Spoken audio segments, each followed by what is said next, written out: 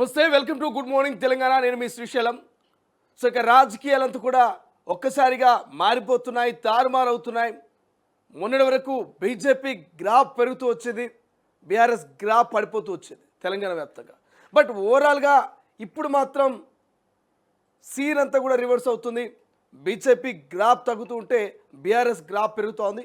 దానికి ఒకే ఒక కారణం, ఇక వరంగల్ సభకు సంబంధించి ఏదైతే బీఆర్ఎస్ పార్టీ గత నెల రోజుల నుంచి కూడా వరుసగా జిల్లాల వ్యాప్తంగా సమీకరణలు చేస్తూ ఉంది. జిల్లా ఉన్నటువంటి ముఖ్య నాయకులతో డిస్కషన్ చేస్తూ వరంగల్లో భారీ బహిరంగ సభను ఈ నెల 27న పెట్టబోతుంది. కాబట్టి సో ఈ వరంగల్ సభతోటి బీఆర్ఎస్ పార్టీ గ్రాఫ్ పెరగబోతుంది, బీఆర్ఎస్ పార్టీ క్యాడర్ బలపడబోతుందంటూ పెద్ద ఎత్తున సోషల్ మీడియాలో రాజకీయ విశ్లేషకుల్లో డిస్కషన్ చేస్తూ ఉన్నారు. సో చూద్దాం ఏం జరుగుతుందో భవిష్యత్తులో. బట్ దానికంటే ముందు బీజేపీని తొక్కి పడేస్తాం, భవిష్యత్తులో ఎట్టి పరిస్థితుల్లో బీజేపీని తెలంగాణలో అధికారంలోనికి రానివ్వమంటూ ముఖ్యమంత్రి రేవంత్ రెడ్డి నా కరాఖండిగా చెప్పినటువంటి ముచ్చట కొంత హైలైట్గా కనిపిస్తోంది రాష్ట్ర రాజకీయాల్లో. మరోవైపు ఇక దేశవ్యాప్తంగా మీ అందరికీ తెలుసు, మావోయిస్టులకు సంబంధించి ఆపరేషన్ కగారు పేరిటతో 2026 మార్చి 31 నాటికి మావోయిస్ట్ రహిత భారత్గా మార్చేందుకు కేంద్ర ప్రభుత్వం కంకర కట్టుకుంది. ఇప్పటికే కేంద్ర మంత్రి అమిత్ షా ఖచ్చితంగా భారత్లో మావోయిస్ట్ రహిత భారత్గా మార్చేందుకు, భారత్లో ఎక్కడైనా మావోయిస్ట్ ఉంటే ఖచ్చితంగా ఏరి పారేస్తాం, ఒకటి లొంగిపోవడం, రెండొకటి ఖచ్చితంగా జనజీవన సెవెంత్లో కలవడం. సో ఈ రెండు ఆప్షన్స్ కాకుండా మావోయిస్టులు మళ్ళీ గన్ను పట్టుకొని మేము అడవిలో తిరుగుతాం, ప్రభుత్వాల మీద అదేవిధంగా ప్రజానాయకుల మీద మేము తిరగబడతామంటే ఖచ్చితంగా వాళ్ళని ఎన్కౌంటర్ చేస్తాం, ఖచ్చితంగా అడవుల్లో జల్లెల పట్టి మావోయిస్టులను ఏరి పారేస్తామంటూ కేంద్ర ప్రభుత్వాలు చెప్తున్నటువంటి పరిస్థితి. సో ఈ నేపథ్యంలో శాంతితో చర్చలకు మేము సిద్ధమంటున్నటువంటి మావోయిస్టులు బహిరంగ లేఖలు రాస్తున్నారు. మేధావులు, ప్రజా సంఘ నాయకులు, ఇతరులంతా మాకు మద్దతునివ్వాలి, శాంతితో చర్చలకు మీరు ఒక రకమైనటువంటి దారిని చూపించాలంటూ వాళ్ళు రిక్వెస్ట్ చేస్తున్నారు. సో ఇక రాష్ట్ర వ్యాప్తంగా మనం చూసాం, తాజాగానే ప్రజా సంఘాలు, మేధావులంతా కూడా ఇందిరా పార్క్లో ఒక ధర్నాను ఏర్పాటు చేయడం జరిగింది. ఆదివాసుల్ని, గిరిజన బిడ్డల్ని ఇక మావోయిస్టుల పేరుతోటి అన్యాయంగా పొట్టన పెట్టుకుంటున్నారు. ఈ ఆదివాసీ గిరిజన బిడ్డల మరణాన్ని ఆపాలే, మావోయిస్టులని ఎన్కౌంటర్ చేయదు, శాంతియుత చర్చలకు కేంద్ర రాష్ట్ర ప్రభుత్వాలు దిగిరావాలంటూ ప్రజా సంఘాలు పెద్ద ఎత్తున డిమాండ్ చేస్తున్నాయి. ఇక మావోయిస్టులు ఇంటర్నల్గా కొంత మద్దతును అయితే కూడబెట్టుకుంటుంది ఈ ప్రజా సంఘాలు, మేధావుల ఆలోచన ద్వారా, వాళ్ళ ధర్నాల ద్వారా. రైట్, ఒకసారి డిస్కషన్ చేద్దాం. హెచ్యూకి సంబంధించి కూడా సుప్రీం నిపుణుల కమిటీ వాళ్ళ హైదరాబాద్కు వస్తున్నది. హెచ్యూ ప్రాంగణంలో విద్యార్థులతో పాటు అక్కడ ఉన్నటువంటి ప్రొఫెసర్లతో, ఎవరైతే కంప్లైంట్ చేసిన పర్యావరణ ప్రేమికులతో ఇవాళ మరి సుప్రీం నిపుణుల కమిటీ పూర్తి స్థాయి డేటాను సేకరించి సుప్రీంకు వెలువరించే అవకాశం ఉంది. కాబట్టి ఒక్కసారి వాళ్ళ దినపత్రికలు ఉన్నటువంటి హెడ్లైన్ చూద్దాం, తర్వాత పూర్తి వార్తా కథనలోకి పోదాం. రైట్, సో మొదటగా మన తొలి వెలుగు ఈ పేపర్ నుంచి మనం మొదలు పెడితే, ఈటలకు ఎంపీల సపోర్ట్ అంట. బీజేపీ రాష్ట్ర అధ్యక్షుడిగా ఖరారు, కొండా విశ్వేశ్వరరెడ్డి ఇంట్లో భేటీ, 2-3 రోజుల్లో అధికారిక ప్రకటన. తాజా రాజకీయ పరిణామాలపై చర్చలు, బీసీల్ని హక్కున చేర్చుకునే పనిలో బీజేపీ, రాష్ట్రంలో అధికారమే లక్ష్యంగా పావులు, వచ్చే ఎన్నికల నాటికి బలోపేతానికి ప్లాన్. నిన్న కొండా విశ్వేశ్వరరెడ్డి, బీజేపీ చేవెళ్ల ఎంపీ కొండా విశ్వేశ్వరరెడ్డికి సంబంధించి ఆయన నివాసంలో అంతా బీజేపీ పార్టీ ఎంపీలు నిన్న సమావేశమయ్యారు. ఎస్యూకి సంబంధించి డిస్కషన్ చేశారు. ఇంటర్నల్గా పార్టీకి సంబంధించి అగవచ్చే రేపే మాపో అనేటువంటి బీజేపీ రాష్ట్ర కొత్త అధ్యక్షుడి మీద కూడా డిస్కషన్ చేశారు. సో అందులో భాగంగా అందరూ మెజారిటీ ఆఫ్ ఎంపీలంతా కూడా ఈటెల రాజేందర్కు సపోర్ట్ చేసినటువంటి డిస్కషన్ నడుస్తూ ఉంది. ఒక్కసారి దానికి సంబంధించినటువంటి పూర్తి కథనం మనం ఎక్స్ప్లెనేషన్లో చూద్దాం. నాకు రాజకీయాల్లోకి రావాలని ఉంది, గతంలో అవకాశం వచ్చినా వెళ్ళలేదు, సామాజిక సేవ చేయడం అంటే ఎంతో ఇష్టం, నేను మోడీ భక్తురాల్ని, ఎప్పటికీ బీజేపీని సపోర్ట్ చేస్తా, పార్టీలో చేరముందు తప్పకుండా చెబుతా. ఓ ఇంటర్వ్యూలో రేణు దేశాయ్ చేసిన వ్యాఖ్యలు వైరల్. బీజేపీలోకి రేణు దేశాయ్ అంటూ క్వశ్చన్ మార్క్ అనిపిస్తుంది. చూద్దాం రేణు దేశాయ్ నిజంగా బీజేపీకి వస్తుందా రాదా. బీజేపీని తొక్కి పడేస్తా, తెలంగాణలో ఆ పార్టీని అధికారంలోకి రానియం, దేశాన్ని విభజించడమే మోదీ సిద్ధాంతం, బ్రిటిష్ల కంటే బీజేపీ వాళ్ళు ప్రమాదకరం, సీఎం రేవంత్ సంచలన వ్యాఖ్యలు. సో ఏఐసిసి మీటింగ్ నడుస్తూ ఉంది అహ్మదాబాద్లో. అక్కడ మొత్తం మన కాంగ్రెస్ పార్టీకి సంబంధించినటువంటి ఢిల్లీ అగ్రనేతలు గల్లియా నేతలంతా కూడా అహ్మదాబాద్లో ఆ ఏఐసిసి పార్టీ మీటింగ్లో వీళ్ళంతా నాయకులంతా కూడా పార్టిసిపేట్ చేస్తూ ఉన్నారు మన రాష్ట్రం నుంచి పోయినారు కాబట్టి అక్కడ ముఖ్యమంత్రి ఘాటు వ్యాఖ్యలు చేశారు మోదీ ప్రభుత్వం మీద బీజేపీ మీద. రానున్న రోజుల్లో తెలంగాణలో ఎట్టి పరిస్థితుల్లో కూడా బీజేపీని రానియం, తొక్కి పాడేస్తామంటున్నారు. మరి నిజంగా తొక్కి పాడేస్తారా, మరి వీళ్ళనే తొక్కి వాళ్ళ అధికారంలోకి వస్తారో చూడాల్సినటువంటి అవసరం ఉన్నది. హెచ్సియు భూముల స్కామ్లో పొంగులేటి ఫైల్స్ ముందు పెట్టుకొని కూర్చున్న మంత్రి. రియల్ కంపెనీలకు దారదత్తం చేసేందుకు ప్రణాళిక. రాష్ట్ర వ్యాప్తంగా వేలాది ఎకరాల కబ్జాకు ప్లాన్. ప్రభుత్వ భూములు అమ్మడమే సర్కార్ పని. బీఆర్ఎస్ నేత ఆర్ఎస్ ప్రవీణ్ సంచలన వ్యాఖ్యలు. మావోయిస్టులతో కేంద్రం చర్చలు జరపాలి, అవసరమైతే ఒక మెట్టు దిగి రావాల్సిందే, దేశ పౌరుల్ని చంపడం నేరమంటూ ఆగ్రహం. సో హెచ్సియులో భారీ స్కామ్ జరగబోతుంది. ఆ స్కామ్లో పొంగిలేటు ఉందని చెప్తున్నటువంటి మరి బీఆర్ఎస్ రాష్ట్ర నేత ఆర్ఎస్ ప్రవీణ్ కుమార్ మావోయిస్టుల విషయం గురించి కూడా స్పందించుడు. మావోయిస్టులను ఈ విధంగా చంపడం సరికాదంటున్నాడు. కేంద్రం చర్చలు జరపాలి, అవసరమైతే ఒక మెట్టు కిందికి దిగొచ్చాయి సరే మావోయిస్టులతోటి శాంతితో చర్చలు జరపాలి, దేశ పౌరులని చంపడం నేరమని ఇక ఆయన ఆగ్రహం వ్యక్తం చేస్తున్నాడు ఆర్ఎస్ ప్రవీణ్ కుమార్. ఎందుకంటే వరుస ఎన్కౌంటర్లు, వరుసగా బాంబ్ బ్లాస్టులు జరుగుతూ ఉన్నాయి, వరుసగా మరి ఈ మావోయిస్టుల మరణాలు ప్రజా సంఘాలని, మేధావుల్ని, ప్రధానంగా మావోయిస్టుకు సంబంధించినటువంటి కుటుంబాల్ని ఆందోళనకు బాధాకరమైనటువంటి అంశంగా ఆందోళనకు గురి చేస్తూ ఉంది. కాబట్టి సో మన పౌరుల్ని మనం చంపుకోవడం ఏంటి, ఈ దేశ పౌరుల్ని చంపడం ప్రజాస్వామ్యం కాదు, ఇది నేరమని ఆగ్రహం వ్యక్తం చేసిండు ఆర్ఎస్ ప్రవీణ్ కుమార్. మోహన్ బాబుపై కేసు. సినీ నటుడికి షాక్ ఇచ్చిన ఎల్బీనగర్ కోర్టు. గతంలో అనుకూలంగా ఇచ్చిన తీర్పు డిస్మిస్. జల్పల్లి వివాదం వద్ద మంచు మనోజ్ ఆందోళన. తనను ఇంట్లోకి అనుమతించాలంటూ ధర్నా. విష్ణు నా కెరియర్ నాశనం చేస్తున్నట్టు ఆగ్రహం. మంచు ఫ్యామిలీలో మళ్ళీ ముదురుతున్న వివాదం. ఇది ఎన్ని రోజులు జరుగుతుంది ఈ వివాదం? కొత్త బ్రాండ్లతో కిక్కే కిక్కు. రాష్ట్రంలో 604 కొత్త మద్యం బ్రాండ్లు, 273 విదేశీ, 331 స్వదేశీ రకాలు. ప్రస్తుతం 6 కంపెనీల ద్వారానే మద్యం సరఫరా అంటూ వార్త హైలైట్ కనిపిస్తుంది. కొత్త మద్యం వస్తుందట. ఇక పవన్ కొడుక్కి ఏమీ కాదు. AP deputy CM Pawan Kalyan చిన్న కుమారుడు మార్క్ శంకర్ పవనోవిచ్కి సింగపూర్ స్కూల్లో ప్రమాదం జరిగిన విషయం తెలిసింది. ఈ ప్రమాదం గురించి తెలిసిన తర్వాత ఎంతోమంది ప్రముఖులు స్పందించారు. అందులో అఘోరి స్పందించింది. పవన్ కొడుకు ఏం కావద్దంటే ఆమె సనాతన ధర్మాన్ని కాపాడాలి, సనాతన ధర్మానికి మరి పవన్ కళ్యాణ్ ఎంతో కృషి చేస్తూ ఉన్నాడు, ఆయన కొడుకుని దేవుడు కాపాడాలంటూ ఆమె భగవంతుని వేరుకుంది. రైట్, ఈనాడు హెడ్లైన్ చూస్తే 90 రోజుల ఊరట, సుంకాలపై ట్రంప్ అనూహ్య నిర్ణయం. అప్పటిదాకా అన్ని దేశాలపై 10%, చైనాతో మాత్రం డి అంటే డి, 125% పెంపు, 84%తో డ్రాగన్ ప్రతీకారం. దూసుకెళ్లిన అమెరికన్ మార్కెట్లంట. 90 రోజుల పాటు సుంకాలపై ట్రంప్ అనూహ్య నిర్ణయం తీసుకున్నట్ట. 90 రోజుల పాటు ఊరటనట. అప్పటిదాకా అన్ని దేశాలపై 10% మొన్నదాకా 25%, 30% అన్నటువంటి ప్రతీకార సుంకాలు ఇవన్నీ ఏవైతున్నాయో ఇక ట్రంప్ అనూహ్యమైనటువంటి నిర్ణయం తీసుకున్నాడు. చైనాతో మాత్రం డి అంటే డి ఉన్నట. ఈ పూర్తి వార్త కథనంలో చూద్దాం. కామన్గా ఈనాడులో ఇంకొక వార్త వస్తుంది. బ్రిటిషర్ల కంటే భాజపా ప్రమాదకరం. రాహుల్ గాంధీ నాయకత్వంలో ఆ పార్టీని ఓడించాలి. ఏఐసిసి సమావేశంలో సీఎం రేవంత్ మాట్లాడుతున్నటువంటి ఆ వ్యాఖ్యలు మనకు హైలైట్ కనిపిస్తున్నాయి. విద్యార్థుల్లో ఓపీటీ కల్లోలం. 3 ఏళ్ల అనుమతి రద్దుకు బిల్లు తేనున్న అమెరికా. కాంగ్రెస్ ఆమోదిస్తే 3 లక్షల మంది భారతీయులు వెనక్కి. ఇక H1B వీసాలపైన ఉక్కుపాదం. దేశం వీడి వెళ్ళొద్దంటూ ప్రముఖ కంపెనీల హెచ్చరిక. గ్రీన్ కార్డుదారులకు కంటి మీద కునుకు లేదు. ఈ అమెరికాలో చదువుకుంటున్న మనోళ్ళ పరిస్థితి దారుణంగా ఉన్నది. రోజుకొక వార్త, పూటకో ముచ్చట ఇక వాళ్ళని నిద్రబట్టకుండా చేస్తూ ఉంది. ఉద్యోగాన్ని సరిగా వాళ్ళు చేసుకోలేని పరిస్థితి కనిపిస్తుంది. సో విద్యార్థుల్లో ఓపీటీ కల్లోలం సృష్టిస్తుందంట. 3 ఏళ్ల అనుమతి రద్దుకు బిల్లు తేనున్న అమెరికా అంటూ వార్త హైలైట్గా కనిపిస్తుంది.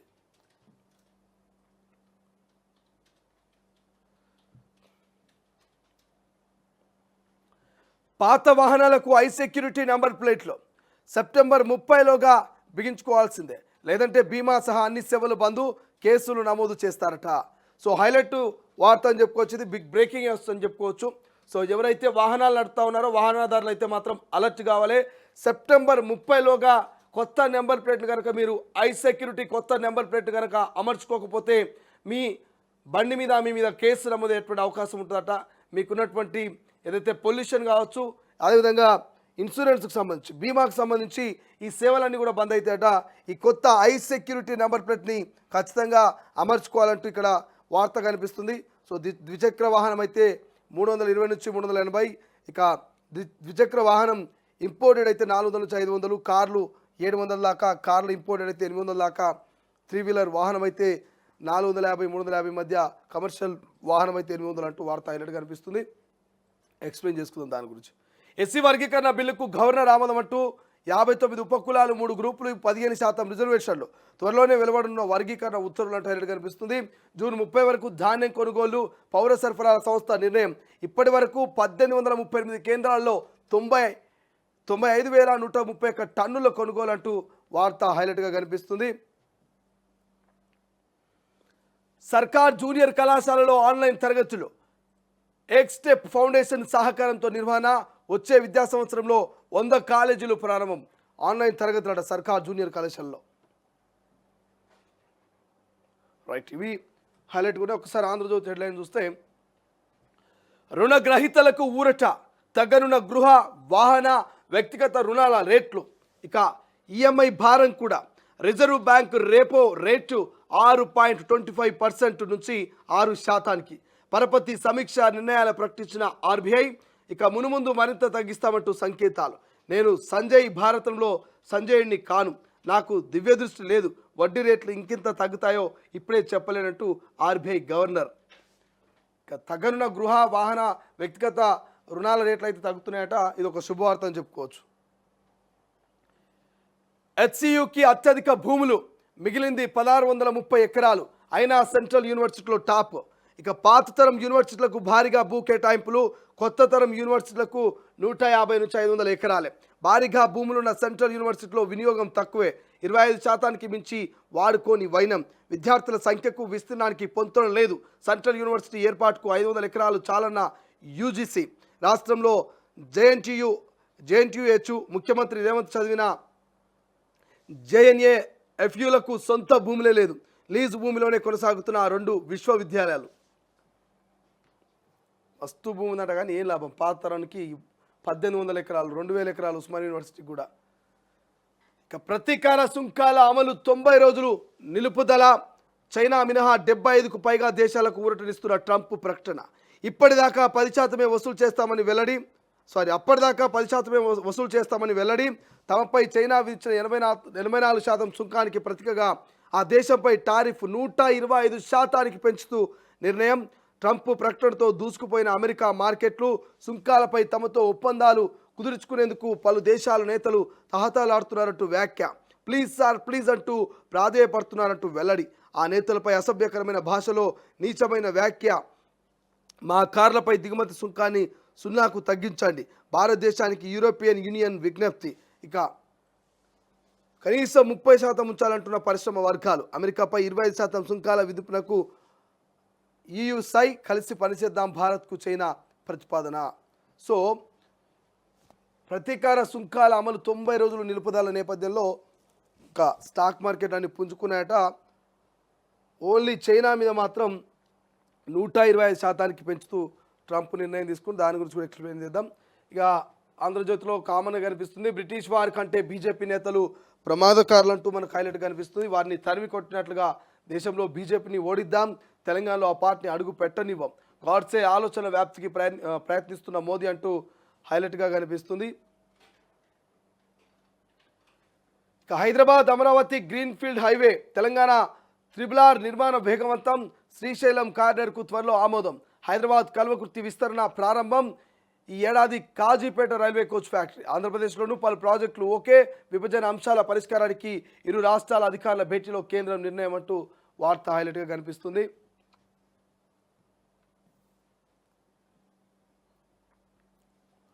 పోస్టల్ ఖాతాలో 2500 పడతాయని ఈ మహిళలంతా క్యూ కట్టింది హైదరాబాద్ హ్యాబిట్స్లోని జనరల్ పోస్ట్ ఆఫీస్ జీపీఓ వద్ద. మహిళా సమృద్ధి యోజన పథకం కింద ఢిల్లీలోని నిరుపేద మహిళలకు ప్రతి నెల 2500 చొప్పున పోస్ట్ ఆఫీస్ ఖాతాలో జమ చేస్తామని అక్కడి ప్రభుత్వం ప్రకటించడంతో కేంద్ర ప్రభుత్వం దేశమంతా ఈ పథకాన్ని అమలు చేస్తుందని వదంతులు వ్యాపించాయి. దీంతో పోస్టల్ పేమెంట్స్ బ్యాంక్ ఖాతా తెరిచేందుకు బుధవారం హ్యాబిట్స్లో మహిళలంతా ఇలా మనుటెండలో బారు తీరారు. కొద్ది రోజులుగా మహిళలు పెద్ద ఎత్తున ఈ ఖాతాలు తెరుస్తున్నారు. సో సోషల్ మీడియా ఎంత పని చేసింది చూడండి. సోషల్ మీడియా మంచికి ఉపయోగపడితే ఎంతైతే మంచికి ఉపయోగపడుతుందో అంతకంటే రెట్టింపుతో చెడు కూడా ఉపయోగపడుతుంది. ఢిల్లీలో బీజేపీ ప్రభుత్వం మరి అక్కడ ఉన్నటువంటి మహిళలకు పోస్ట్ ఆఫీస్ ద్వారా 2500 వేస్తామని చెప్పారు. ఏదైతే మహిళా సమృద్ధి యోజన పథకం కింద ఢిల్లీలో నిరుపేద మహిళలకు 2500 వేస్తామంటే ఇక ఢిల్లీలో బీజేపీ ఉంది కాబట్టి కేంద్ర ప్రభుత్వం బీజేపీ మరి ఇక్కడ గల్లీలో ఉన్నటువంటి మాకు కూడా వేస్తుందని చెప్పేసి ఇక వీళ్ళంతా కూడా నిన్న కోటి ఏదైతే పోస్ట్ ఆఫీస్ ఉందో పోస్ట్ ఆఫీస్ దగ్గర క్యూ కట్టినటువంటి మహిళలు ప్రతి మహిళ కూడా ఖాతా తెరిచిందట. మా ఖాతాలో 2500 పడతాయని ఆశతోటి ఎర్రటి ఎండలో క్యూ కట్టిరట. సో తర్వాత తెలిసిందట ఇదంతా కూడా కేవలం ఢిల్లీకే పరిమితం, మన గల్లీ అనేటువంటి హైదరాబాద్కు తెలంగాణకు పరిమితం కాదని చెప్పేసి తెలుసుకున్నాక కొంతమంది వెళ్ళిపోయారంటే కొంతమంది ఏదేమైతేనేమని చెప్పేసి పోస్టల్ ఖాతాను తెరిచిరట.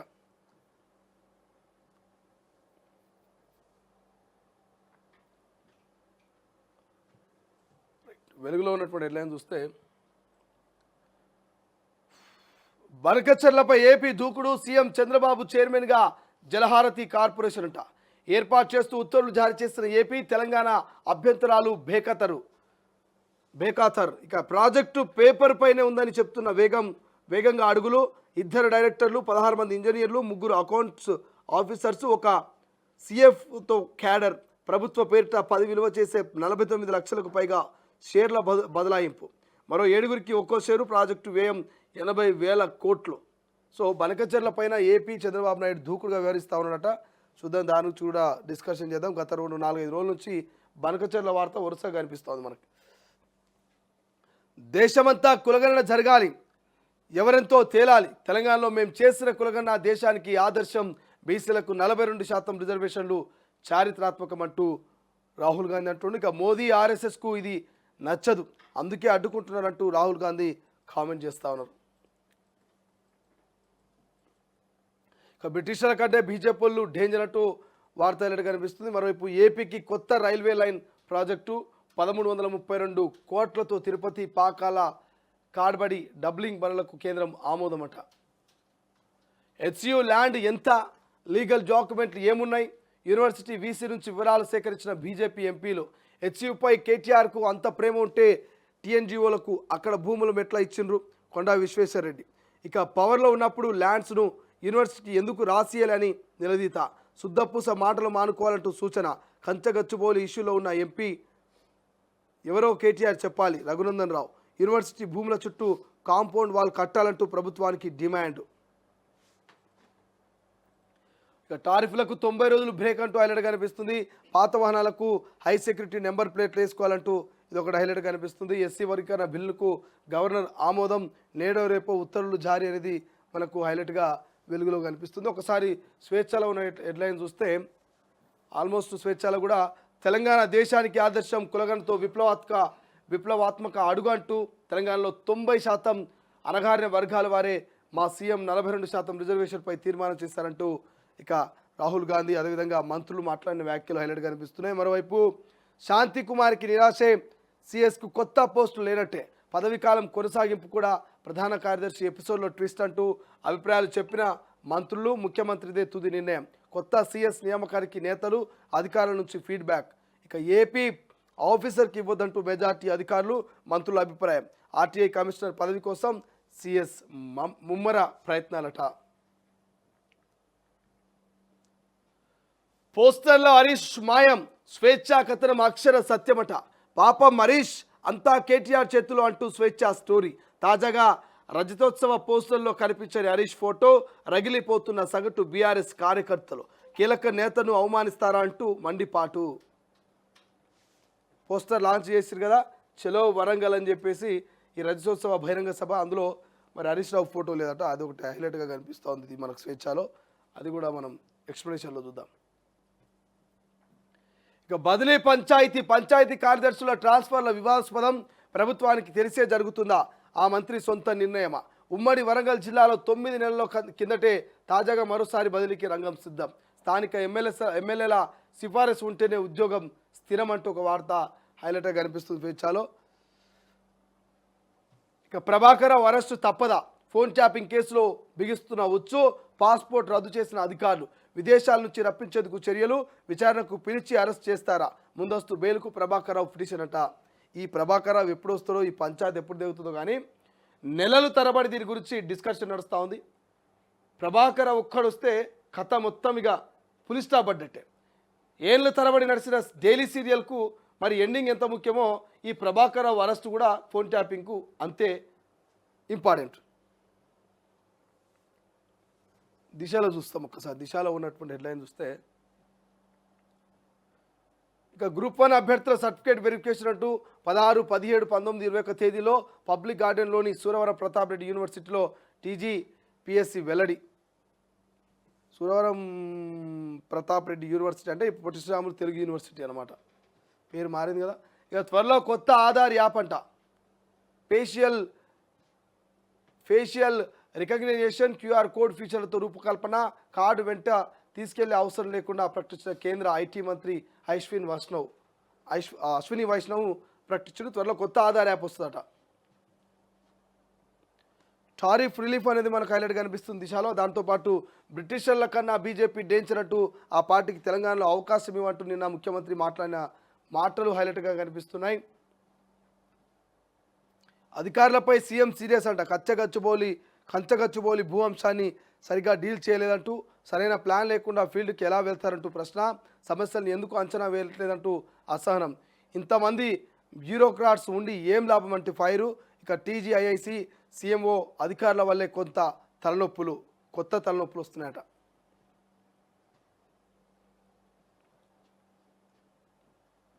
Hyderabad to Amaravati greenfield express highway అంటూ వార్త హైలైట్ కనిపిస్తుంది. ఏం తింటున్నామో మనకు తెలియొద్దా?